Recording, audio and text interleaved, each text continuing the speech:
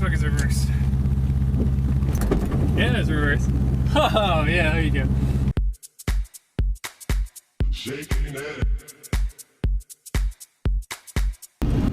Alright, today I'm testing out my manual brake setup. Come on, lady. Swapped out with a VW Rabbit master cylinder. It's the 17mm both front and rear bore, so it throws off the balance. The E30 one I think is like 23, 21 in the rear, 23 in the front, something like that. So I definitely have much more front braking bite than rear braking bite at this point. I had some really shitty AutoZone pads. Hold on. I had some really shitty AutoZone pads on it, didn't really grab all that well, so I replaced the rotors and the brake pads in the front to go back to OEM, which according to everybody I talked to, the OEM pads give you the best cold bite, which is what I'm going for. Drifting doesn't really need longevity, so I've got no reason to get heat to the pads. Oh yeah, buddy. And we got a couple questions from people asking me about why I swapped from the hydro booster setup. The first bit's the pretty obvious one of it's just a little bit more complicated, and getting to anything on that side of the headers is just a bigger pain in the ass. The other thing is I want to learn how to left foot brake, and with the factory boost assisted, vacuum boost assisted, when you get on the brakes while you're on the throttle, you lose all vacuum assist, so you can left foot brake pretty hard without locking up or without putting too much force into it. You gain more sensitivity out of it, and the hydro boost, since it's driven off the power steering pump, if anything, I get more assist out of it, and I wind up just locking fucking all the wheels while I'm sideways.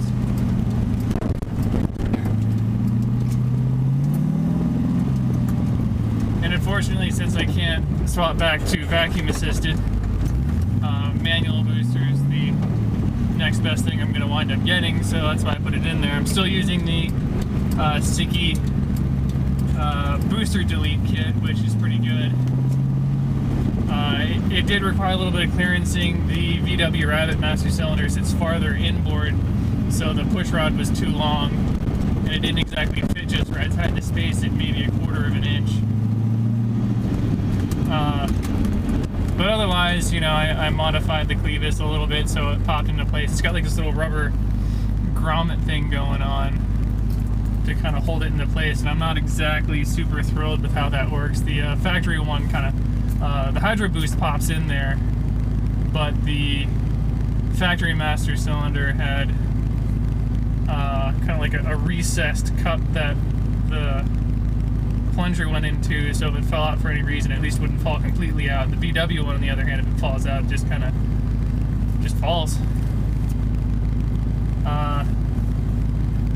Otherwise, the swap is pretty straightforward, nothing really too much to worry about. I am kind of concerned with heat from the headers getting to the master cylinder, so before I hit the track, I'm definitely going to give that a look over and put some heat shielding on it. I think I might, as much as I think it's ugly as hell, wrap the damn master cylinder in some header wrap.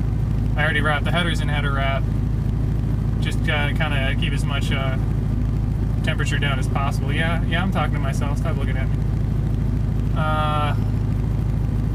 Otherwise, I might swap back to OEM pads in the rear to grab back some bite. The only reason why I haven't biased valved it is because I need as much bite as possible with this much throw in the pedal.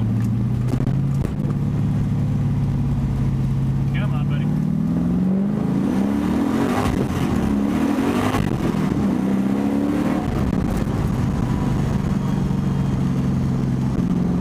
That's what you find out if there's any cops behind me.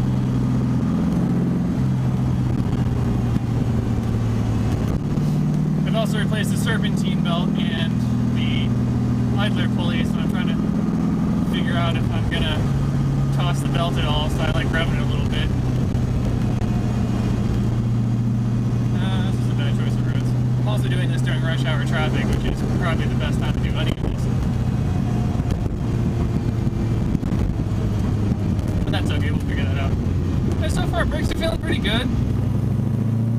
Stopped pretty well, no real issues. Got the tank of gas, so go for a little bit, lock the front door.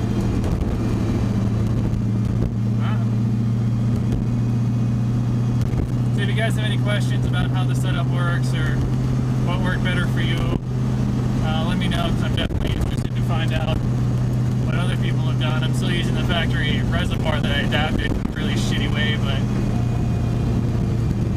you know, whatever really works for you. I would love to get the VW Rabbit Master Cylinder, but that was like, the Master Cylinder cost $15, but the reservoir cost, I think, $60 when I did find it. Seemed a little bit ridiculous. I didn't even have the port for the clutch master cylinder, so I would have had to pay more money for another reservoir for that. And I just kind of, I don't know, this will work for right now. I'm driving this thing in a while. It rubs the lotion on its skin, or else it gets the hose again.